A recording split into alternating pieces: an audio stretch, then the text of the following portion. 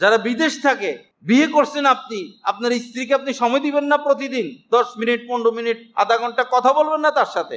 এখন স্ত্রী যখনই ফোন দেয় আমি বাহিরে আছি, আবার ফোন দেয় ডিউটিতে আছি, আবার ফোন দেয় খানা পাকাইতেছি, আবার ফোন দেয় এখন ঘুমের টাইম, স্ত্রী বেচারি কি করব একা একা, আবার ফোন দেয় আমি একটু ব্যস্ত আছি। আসলে তো তারা ব্যস্ত, নিজে পাকাইতে হয়, চাকরি করতে হয়, ঘুমাইতে হয়, গোসল করতে, সারাদিনই ব্যস্ত থাকে। ব্যস্ত থাকুন আপনি।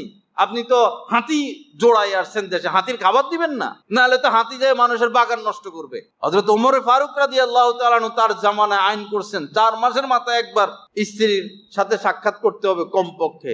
উনি এই জামানায় থাকলে চাবুক নিয়ে বসে থাকলো, কোনটা বিদেশে যায় রে খবর ল, এয়ারপোর্ট দিয়ে বসে থাকলো চাবুক লইয়া। বিয়ে করে আবার বিদেশ কিসের, চাবুক দিয়ে পিটাইয়া পিঠ লাল করে ফেললো সবগুলা। বিদেশি ছেলে একটা হইলে পাগল হয়ে যায় মেয়ে বিবাহ দেওয়ার জন্য।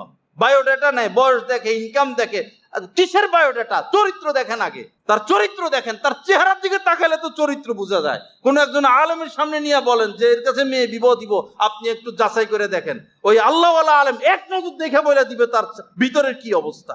অশ্লীলতা, নগ্নতা, অবৈধভাবে স্ত্রী ব্যবহার ছাড়া কি শিখলো তারা? কি আছে তাদের যোগ্যতা? টাকা ছাড়া। টাকার কাছে বিবাহ দিচ্ছেন আপনি, টাকাই জীবনের সব। পরে নাতিপুতি সব আস্তে আস্তে নাস্তিক হয়ে যাচ্ছে। আপনাকে অনেক দূর চিন্তা করতে হবে। আপনার মেয়ে আপনার রক্ত, আপনার শরীরের অঙ্গ। আপনার মেয়ের থেকে যারা আসবে তারা আপনার সন্তান, আপনার সন্তানের সন্তান, আপনার অঙ্গ।